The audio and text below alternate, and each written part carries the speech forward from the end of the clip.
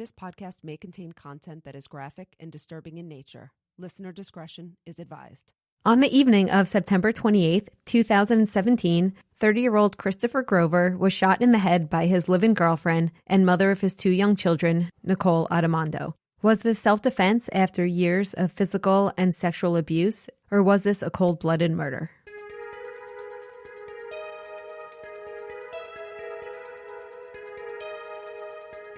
This is episode 22, The Nicole Addimando Story.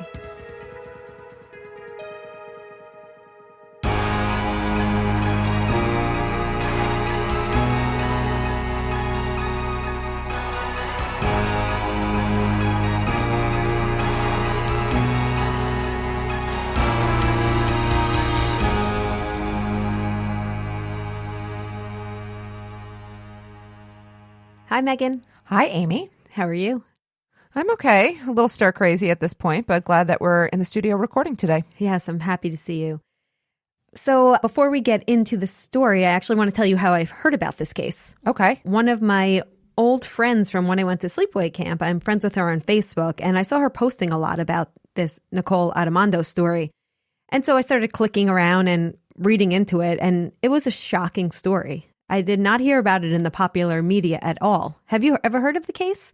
Not until you mentioned it to me. And Okay. then after that, I saw one or two things, but only because I was looking, kind of my alert was up. Yeah, there's not that much information. It is also a fairly new case.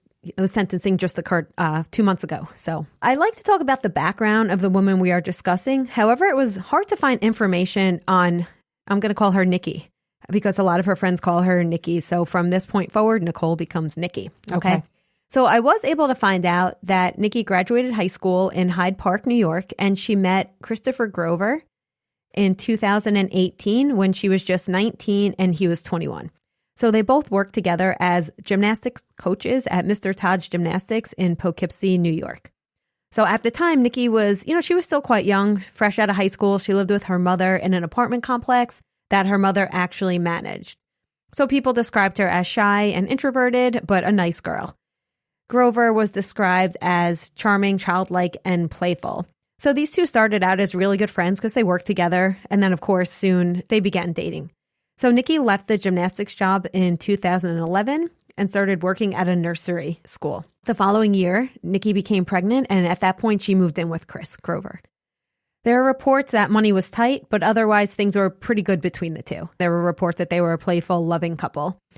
At the time of the murder, Nikki was a stay-at-home mom, and Chris was still working at Mr. Todd's Gymnastics as their head gymnastics coach. All right? Okay. So in February 2013, their first child was born, and according to Nikki, the abuse started soon after that. She claims that when the baby was just 6 weeks old, Chris struck her and forced her to have sex. According to Nikki, he said, you're a great mother, but I have needs also. And, just 6 weeks postpartum, I guess she wasn't ready to be intimate with him. But according to her, he forced himself on her. And this is according to her, this is going to be in the court records? Correct. Okay. Yeah. In September 2014, Nikki was pregnant with her second child. And she alleged that Grover bit her on the shoulder, slammed her face onto the counter twice, and then sexually assaulted her. Now, this was actually documented. The first time was not documented. Okay, so at this point, she called Family Services, which was a victim assistance program, and she was advised to file a police report. But as many women do, she refused. She believed that if she did, that Grover would retaliate and take her children away from her. That's a common concern, but she did make the phone call. She did, but I think she was looking for help, but did not want to press charges at this point. Right. So at this time, she did get a forensic nurse exam at a nearby medical center, and that was also documented. And then a few weeks later, she was back at that same facility because there was yet another physical altercation between Grover and Addimando. The report describes Nikki as nervous, whispering, having poor eye contact, and she was shaking. The forensic examiner also took photos of her injuries, which included a bite mark on her shoulder and burns to her breast, thighs, and genitalia. I'm sorry, burns? Yeah, so apparently Chris would heat up a spoon on the stove and then burn her on various parts of her body with a spoon. And this is all taken in photographs as well. They did have photographs, which were also introduced at trial, which we'll get to. So, of course, she was encouraged to report Grover to law enforcement, but they can't make you do that. And once again, she refused to do so. So their second child was born in February of 2015, and the abuse just kept continuing. It was alleged that Grover, he would film some of the assaults of Nikki and post it to Pornhub. And actually, they did find videos to corroborate this. So around this time, when she had gone again back to family services, she was given a domestic risk assessment. And this assessment she was given placed her in the highest risk category for homicide. Wow. Some of the criteria included sexual assault, abuse while pregnant, gun ownership, and strangulation. She fell into all those categories. Chris did legally own a gun. Okay, that's good to know. So in November 2015, advocates from Family Services contacted a detective to look into the case. Because although Nikki did not want to press charges, at some point they do have a burden that they need to pursue some sort of legal action, right? So the detective that they had called learned that Nikki had been making these allegations of abuse and that there were, in fact, the pornographic images of her appearing on Pornhub without her consent. An affidavit attesting to this abuse was prepared by the detective, but once again, Nikki refused to sign it. So let's move ahead to 2017. On September 26, 2017, Addimando and Grover received a call from Child Protective Services. Somebody probably alerted them to something that was going on. It turns out that the agency had received an anonymous report from a mother whose child attended the gymnastics place where Chris worked and Nikki used to work. And this person said they were concerned because they saw Nikki's injuries and they had also witnessed Chris losing his temper with some of his students. The following morning, Child Protective Services visited their apartment and interviewed the two separately, as they normally would. After the visit, Nikki claimed that Chris made her call family and friends to tell them that Child Protective Services would probably be contacting them and asking them to please tell them that everything was fine. Nikki also feared that Child Protective Services would discover the years of abuse and they would take away her children, who at this point were just 4 years old and 2 years old. But she also says that she did hope that maybe the agency's investigation would maybe motivate Chris to change his ways. So let's talk about the night of the murder. The shooting occurred in the early morning hours of April 28th, 2017. Now, this is just hours after Child Protective Services had opened that investigation against Chris due to the abuse allegations. So many believe that what led to Grover's death and many of the details is really a mystery. So what I'm going to tell you is what we know. Really, the only person that could tell us is Nikki, because obviously Chris was the victim here. There's no way to know exactly what happened. But what we do know is that they were in their shared apartment in Poughkeepsie, New York. Their two young children, again, ages 2 and 4 at the time, they were sleeping. Nikki claimed that they had consensual sex, and this was, again, after the visit from Child Protective Services just hours earlier. And they were laying together on the couch. He had fallen asleep with his arms around her. She tried to get up, and he had awoken. At that point, he pulled a gun from the couch cushions and pointed it at her, and then she kneed him in the groin and struck his arm, at which point Grover dropped the gun onto the floor. Nikki claims at this point she grabbed the gun and pointed it at Chris, and he laughed at her in a mocking way and said, "You wouldn't do it. You're not going to do it." And he also said, "I'm going to kill you and I'm going to kill me and your children will be left with nobody." At this point, she says she lunged at him and pulled the trigger. Shortly after, she got her children and left the home. Okay, that's her version right now. Yep, that's her version of events. At approximately 2 a.m., a police officer, Richard Sicily, was on his way to a call when he stopped at a traffic light, and there was a car that was just stopped there, even though the traffic light was green. So, of course, he did his bullhorn, and somebody got out of that car. It was Nikki Addimando. She got out of the driver's side of the car, wearing only socks on her feet, and her two young children were inside in the car seats asleep. She had told the officer, "I tried to leave, but he said he would kill me." She said that Chris was still in the apartment and the gun had gone off. Nikki also told police that she killed Grover. She said, "Yes, I killed him. He had tortured me, sexually and physically abused me for years." The police went to the shared apartment and there they found Chris Grover deceased with 1 gunshot wound to the head. Now let's take a moment and talk about how his body was found. Okay. So he was found laying on the couch, his head propped up on pillows, one arm at his side, one arm draped across his torso with 1 single gunshot wound to the head. That doesn't sound consistent right now with the story that she told. But that's just my opinion at this point. Yeah, so you're not going to be the only one who will think that. We'll talk a little bit more about that crime scene as we get further into the trial. On July 2nd, 2018, Nicole Addimando pled not guilty to charges of second-degree murder, first and second-degree manslaughter, and second-degree criminal possession of a weapon. After posting a $600,000 bond, Nicole was released on electronic monitoring to await her murder trial, which began in March 2019. So this was an interesting trial because the two sides, as they usually do, right, they both offer two starkly different narratives of what happened here. So in the prosecutor's version, Nicole was a master manipulator who concocted a story of abuse to justify killing Chris. And in fact, she had rehearsed this story and this bizarre narration of events. They had a forensic psych expert who said that there was no indication or evidence that Grover was physically or sexually abusive, which doesn't make sense because... Do you mean the night of or historically and in the past? Historically. That doesn't make sense based on what you also the prosecutor also, the forensic psychologist expert for the prosecution also said that Chris had none of the common traits of a batterer and that Nicole was a quote-unquote unreliable historian who put forth so many different accounts of who abused her at different times. So let me just explain what this means. Nicole claimed there were several occasions where she claimed that she was abused by other people in her life. And some of them were never corroborated, some were. But the prosecution was trying to say this is a pattern of behavior, that she has many different stories about people who have hurt her over the years. The prosecutor also claimed that Grover was asleep on the couch when the incident occurred. Again, he was found lying on his back with one arm on his side and one draped over his chest, his head propped on pillows, his legs straight out in front of him, and his eyes were open. So there's really nothing in the literature that states you can tell whether a person was sleeping or not based on how whether or not their eyes were open or closed at time of death.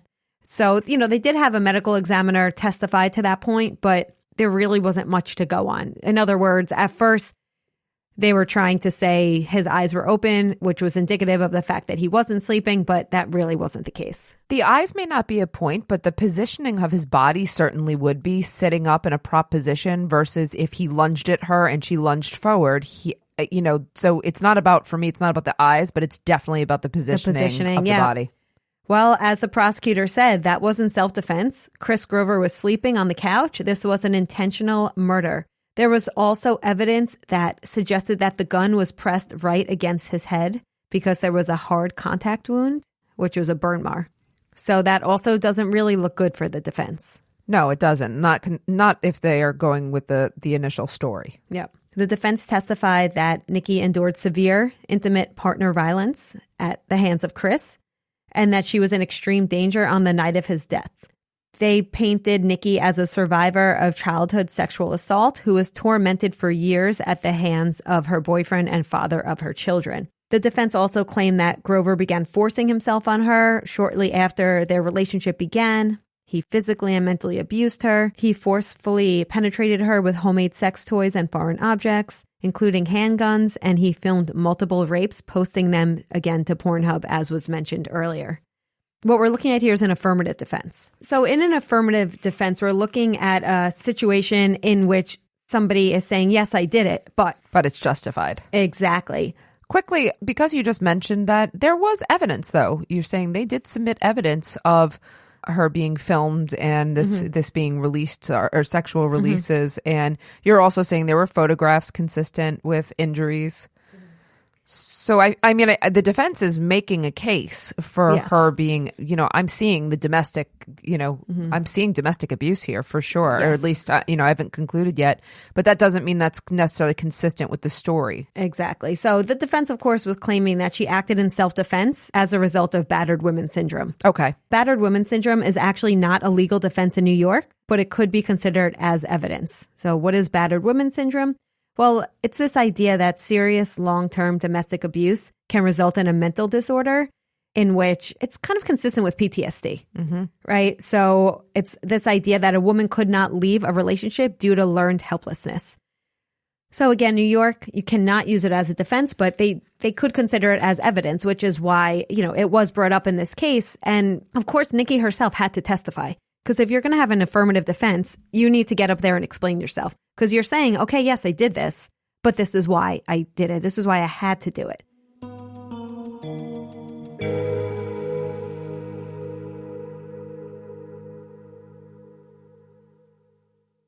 Here's why Pretty Litter is better than any other litter out there. It's actually a health indicator, which I've never seen before. Pretty Litter monitors my cat's health by changing colors when it detects potential health issues. So I was really excited. I got my Pretty Litter in the mail, and here's what I did. I took it out and I put it into her new cat litter box, and I put it right next to the old one because I wanted to see what she would do. And she went straight for Pretty Litter, and she has not gone back to her old box since. What happened when she did her business? I got the color card out and I ran over because I wanted to see, does she have any conditions? Because we've been having litter box issues. But it turns out my cat is really healthy.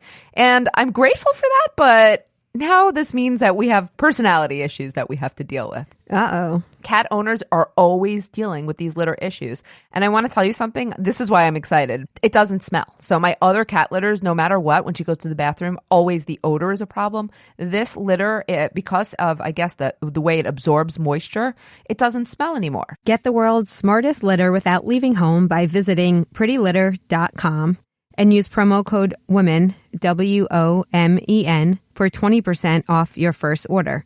That's prettylitter.com, promo code WOMEN for 20% off.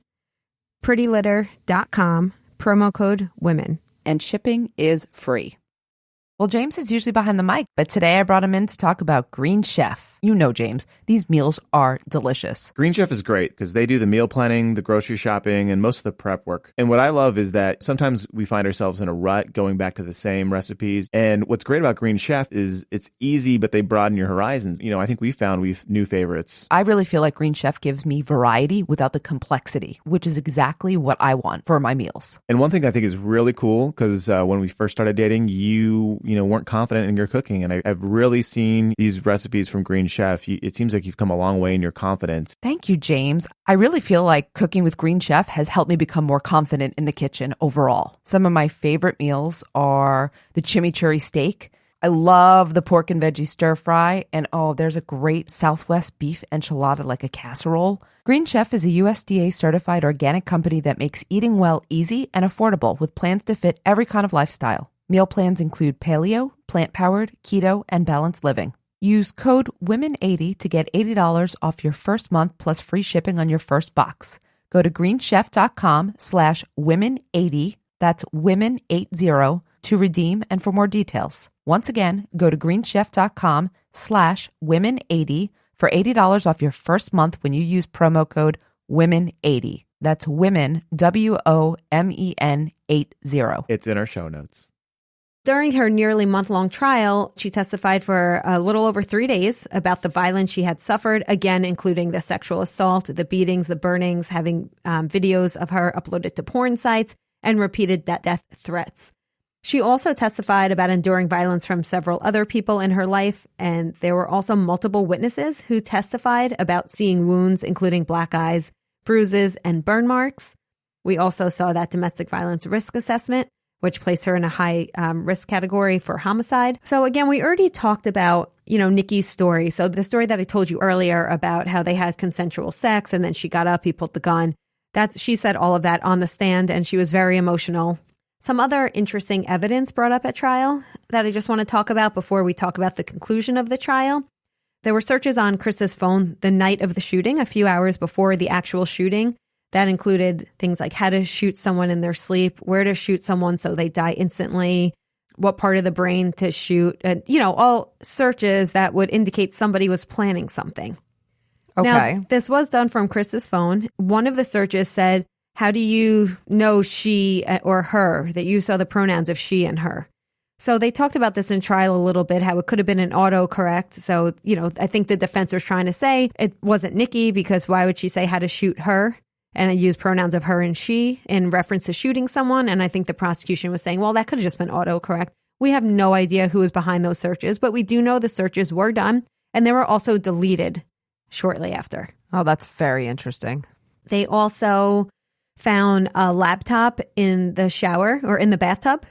And Nikki told the police, look on there. That's where you'll find evidence of the abuse. But the police were not able to get any evidence off of that computer. They also found another deleted text on Nikki's phone that was of interest, saying that I haven't figured out a way to kill him yet, which was about a month before. Apparently, she had used an emoji.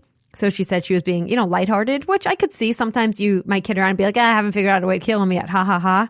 I don't know. About your husband, you mean? I'm just saying, maybe not me and my husband, but people. No, I've definitely heard. I think that's actually, you're right. No, because I think that the context. I didn't mean your husband. The context was, did you leave yet? And she said, no, haven't figured out a way to kill him yet. Gotcha. Silly emoji, right? So they spent a lot of time on that. Again, it's really hard when you talk about text messages and she claims she used that kind of emoji anytime she was kidding. And, it kind of became a moot point, I think. But that piece means nothing to my final conclusion.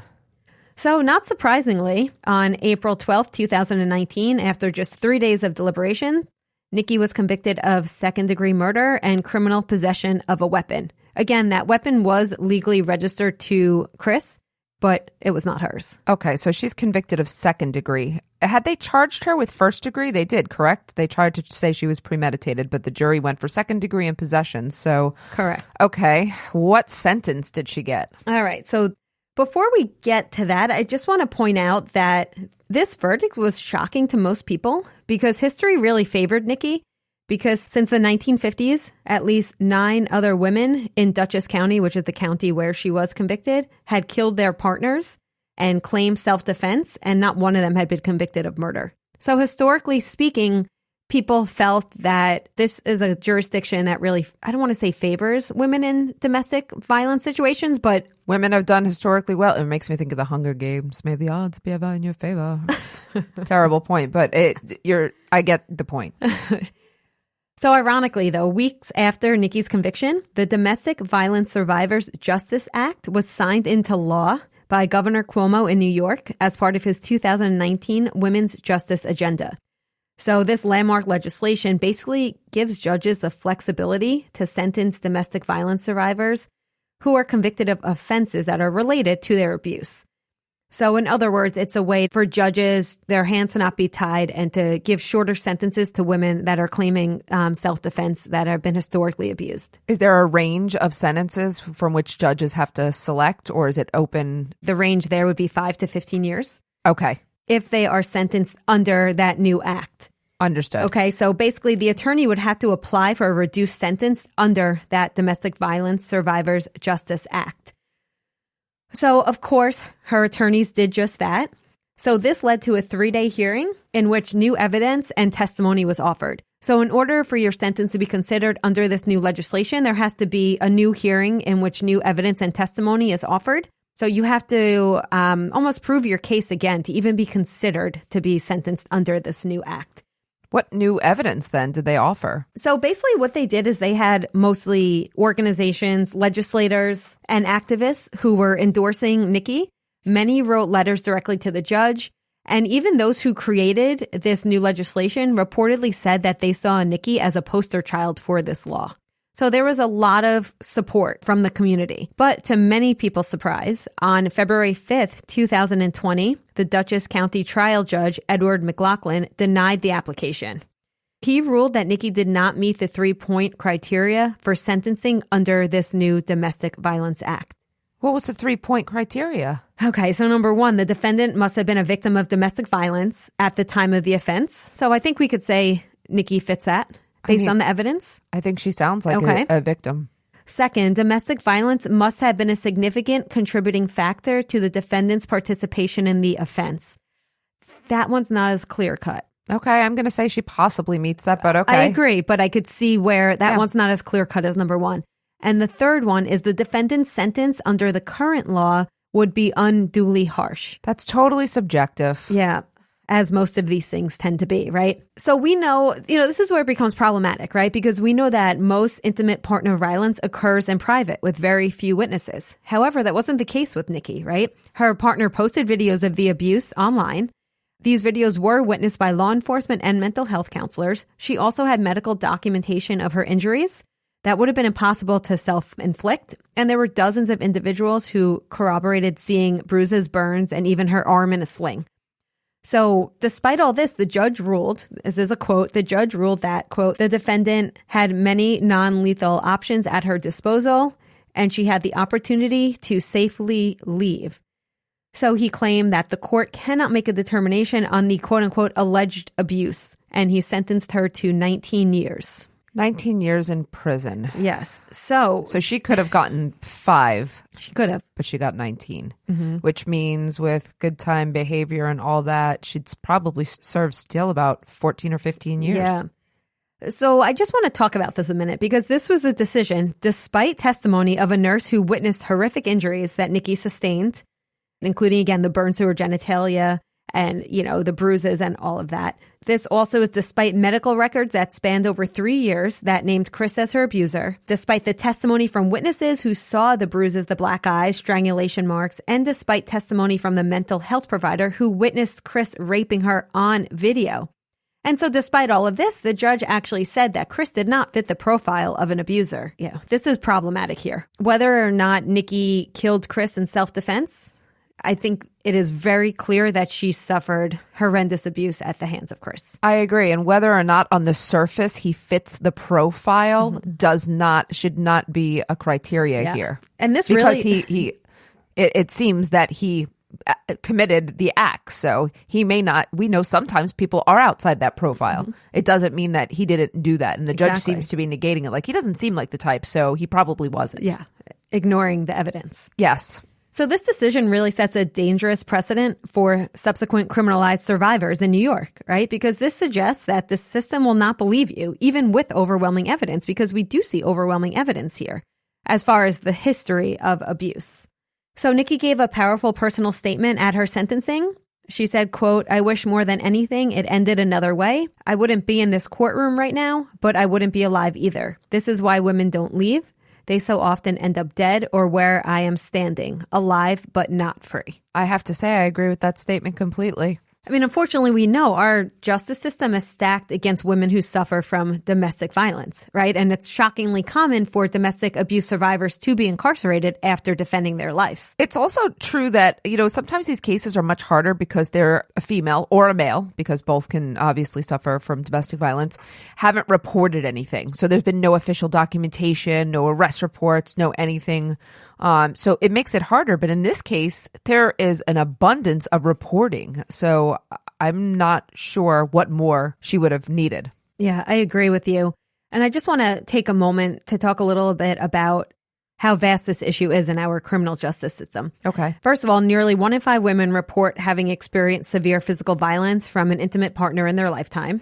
We also know that there are many circumstances that prevent victims from leaving. A lot of time it's the fear of losing custody of children, as was the case in Nicki's situation. We also know that it takes women on average at least 7 attempts to leave an abusive partner. And when do you think the most dangerous time for an abuse victim? When they are trying to leave their partner. Exactly. What happened in this situation is consistent with what we know, right? CPS came. She claims that things were getting a little rocky. People were learning about this abuse, and this could have caused an issue in the relationship, and possibly maybe she was trying to leave. I don't know. But unfortunately, almost 70% of women who are sent to prison for killing someone close to them were abused by the victim of their crime. This number was shocking to me, that almost 90% of incarcerated women are survivors of gender violence.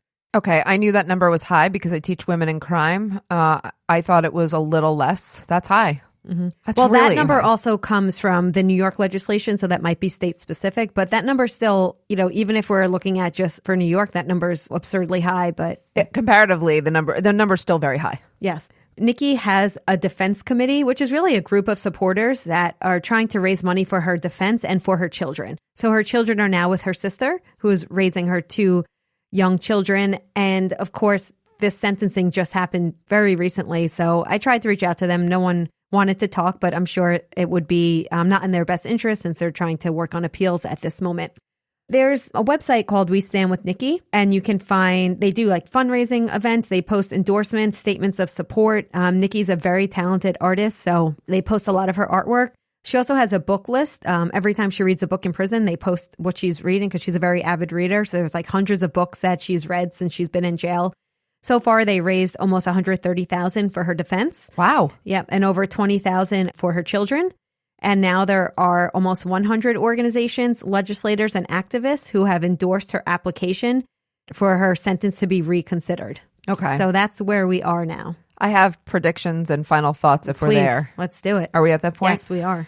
So, number one prediction, I predict that she's going to be one of the people who is going to be successful on appeal for reconsideration. You know how hard that is, but I think she's the case in which this is going to happen.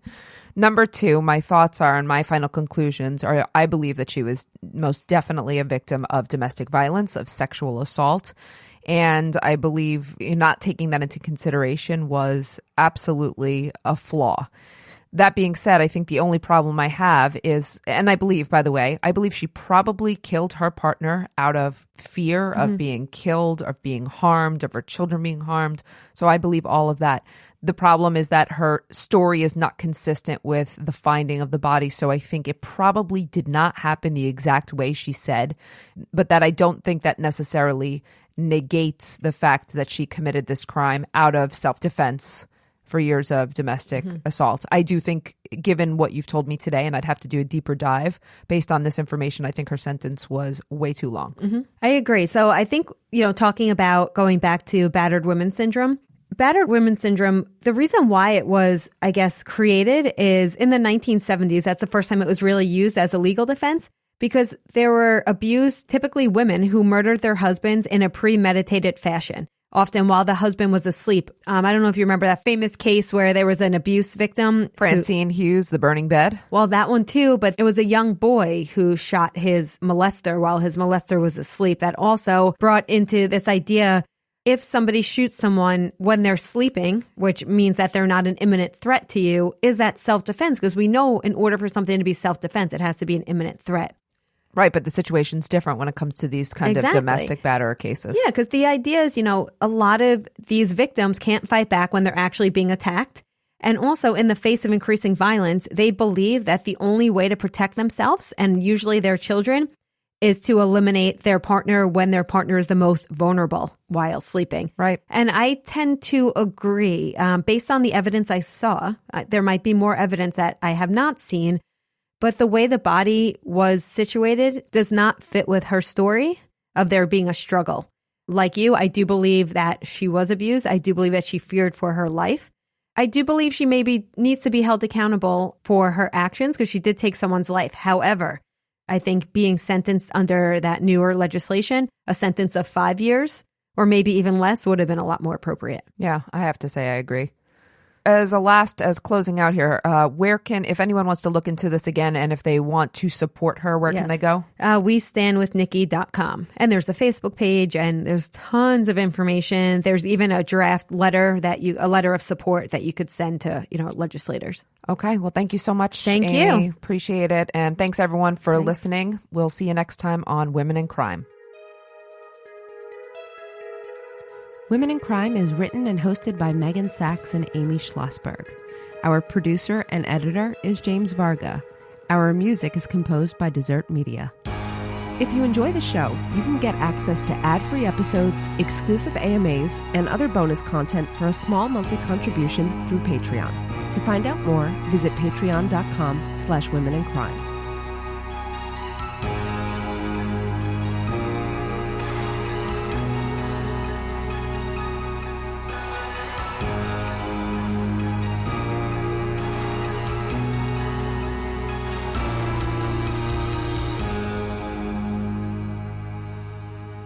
Sources for today's episode includes WeStandWithNikki.com, The New Yorker, and the Poughkeepsie Journal.